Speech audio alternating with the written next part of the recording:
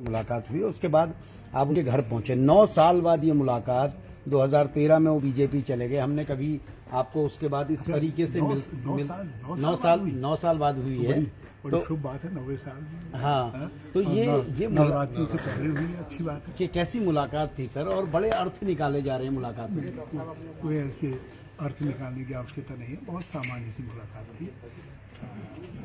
उन्होंने मेरे स्वास्थ्य के विषय में पूछा। मैंने कहा कुछ इन्फेक्शन होता है नहीं उसमें, जब से कोरोना हुआ तब से। तो उन्होंने कहा कि मेरे पास इन्फेक्शन की जो है शहद से लेकर के एक आध चीज़ें हैं। वो मेरे घर भिजवाना चाह रहे थे, नहीं मैंने कहा। और क्या बात हुई सर, इसके अलावा कोई राजनीति से करके? क्योंकि हमने देखा कि उत्तराखंड की राजनीति बड़ी बदल रही है लगातार, बहुत सारी बातें भी चल रही हैं। आपके जेहन में क्या है? कुछ नहीं बदल रहा है। अब जो है एक सामान्य सी बात थी, राजनीति पर कोई बात नहीं। हाँ, ये जरूर हुआ कि हमने थोड़ा सा चटनी पर बात की, थोड़ा सा मेथी के अचार पर बात की, थोड़ा सा उत्तराखंडी पकवानों पर बात की, कैसे उनको वो किया जाए। थोड़ा सा हमने कहा कि शहद इत्यादि के कई तरीके की वैराइटीज़ हैं शहद की, विशेष तौर पर पद्म का शहद है और दूसरे कई शहद हैं जो अमृति ही है। उनको हम कैसे इन्हांस करें और इसको लोगों के कुटीर उद्योग के तौर पर विकसित करें, ताकि अच्छी खासी इनकम भी लोगों की हो सके और यहाँ का प्रकृति संरक्षण है वो भी बढ़ सके। ऐसी बहुत सारी। सर, मुख्यमंत्री से लेकर तमाम लोग आपसे मिलने पहुंचे, बीजेपी के लोग ज़्यादा मिल रहे हैं आपसे? नहीं, ऐसा नहीं है, कांग्रेसी भी मिल रहे हैं यार। ऐसा आप अखबार वालों ने ऐसा इंप्रेशन क्यों दे? कांग्रेसी लोग बहुत दिन कल ही इकबाल आर्य जी मिले थे, बल्कि मदन मिश्र जी मिले थे और बहुत सारे। लेकिन सर, उत्तराखंड की राजनीति और खासकर देश की राजनीति में हरीश रावत एक बड़ा नाम है, और उनसे अगर इस वक्त विपक्ष के लोग आके मिलते हैं, हालांकि आप राजनीति में बहुत सीनियर है। रणभूमि में आपने देखा होगा, महाभारत में भी जो है जब कोई घायल योद्धा होता था तो उसको देखने पहुँचते थे शाम को। मैं घायल योद्धा हूँ, यदि कुछ लोग उसको देखने आ जा रहे हैं तो उसमें कयास लगाने की कोई ज़रूरत नहीं है। उनमें से कोई व्यक्ति ऐसा नहीं है बेचारा जो नमक मिर्च ला करके डाल रहा हो।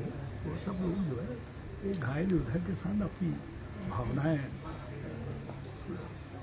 संवेदनाएं, और एक घायल योद्धा जिनको उनकी पार्टी ने बहुत राइटली पुरस्कृत किया है, मुझे बड़ा अच्छा लगा।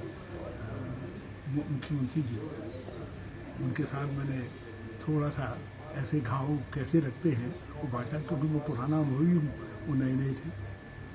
सर, आपने लगातार दूसरी बार तारीफ की है सीएम की, आपको क्या पसंद आ रहा है? उनका फैसले लेने का स्टाइल पसंद आ रहा है? नहीं, या आपको कुछ चीज़ें ऐसी हैं जो मौलिक थी, जिनको त्रिवेंद्र सिंह जी गलती कर गए। त्रिवेंद्र सिंह बहुत अच्छे चीफ मिनिस्टर हो रहे थे, मगर उन्होंने कुछ चीज़ों को, पता नहीं वो किस घड़ी में कौन उनके सलाहकार थे, अब वो 2 पेंशन वाला और भी बहुत सारे ऐसी चीज़ें थी जो बुनियादी तौर पर हमने आम आदमी के लिए की थी, उन्होंने वो कर रहे हैं। अब जैसे पर्यावरण वाला है, जब मैं मुख्यमंत्री बन करके आया था, मैंने पर्यावरण मित्रों का 1000 मानदेय बढ़ाया था। इनमें तो बड़ी कंजूसी की है, 500 बढ़ाया है, लेकिन बढ़ाया तो सही ना। तो कोई व्यक्ति यदि कुछ ऐसा कर रहा है जो उल्लेखनीय है और प्रशंसनीय है तो करना चाहिए। कल मुझे बड़ा अच्छा लगा जब मैंने सुबह सुबह पढ़ा कि वृद्ध लोगों को, महिला और पुरुष दोनों को, पति पत्नी दोनों को पेंशन मिलेगी। मन में सावस निकला, लेकिन जैसे आगे बढ़ा तो पता चला कि कुछ पदों को जो है 3 साल से जो खाली पड़े हुए हैं उनको मृत घोषित करने का षड्यंत्र पूरा हो गया है। तो मैं एकदम उस पर अपनी कड़ी टिप्पणी भी की है, नहीं बल्कि 2-3 दिन में उपवास पर भी रखूँगा।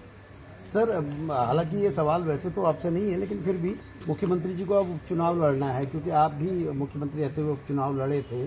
आपको क्या लगता है, मुख्यमंत्री को कैसी सीट से चुनाव लड़ना चाहिए?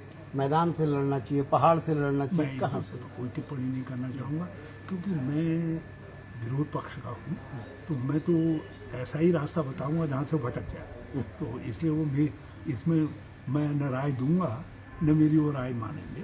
वो उनको पार्टी कहेगी। हाँ, मैं अपनी पार्टी वालों से जरूर कहना चाहता हूँ, एक राउंड के लिए अपनी तरह से मशल तैयार रखें। सर एक बात ये भी चल रही है उत्तराखंड में कि क्या रावत जी सही इंसान हैं और पार्टी गलत है, क्या रावत जी पार्टी बदल सकते हैं, इस तरह की बातें हैं। अब बुढ़ापे में क्या खाक है, ऐसा कुछ नहीं, कहीं कुछ नहीं।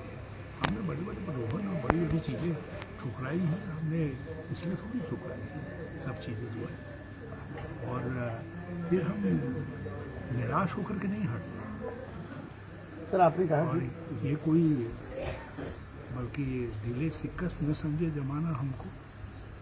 देखिए तो आगे क्या समय आता है, लेकिन कई चीज़ें ऐसी होती हैं उसमें समय की प्रतीक्षा करनी पड़ती है।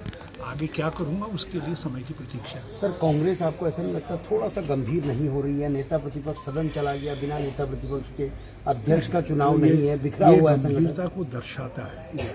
इस समय जो भी निर्णय पार्टी करेगी इसका असर न केवल 2027 पर पड़ेगा, 2024 पे भी पड़ेगा और पार्टी के फ्यूचर पर पड़ेगा। कहीं ज़रा सा गलती कर गई पार्टी जो है, कहीं समीकरण बनाने में और लोगों के चयन करने में ज़रा सा गलती हो गई तो उसका परिणाम पार्टी के लिए फिर रेक्टिफाई करना बड़ा मुश्किल हो जाएगा। इसलिए यदि कोई राय दे रहा है जिसने कहा है कि नहीं ठीक तरीके से हमको पूरा विचार कर लेना चाहिए, तो मेरी समझ से वो राय मुझे उचित लग रही है और इससे कोई फर्क नहीं पड़ता है कि आप 2 महीने बाद करिए, 2 महीने पहले करिए, लेकिन चीज़ें ठंडी होती हैं।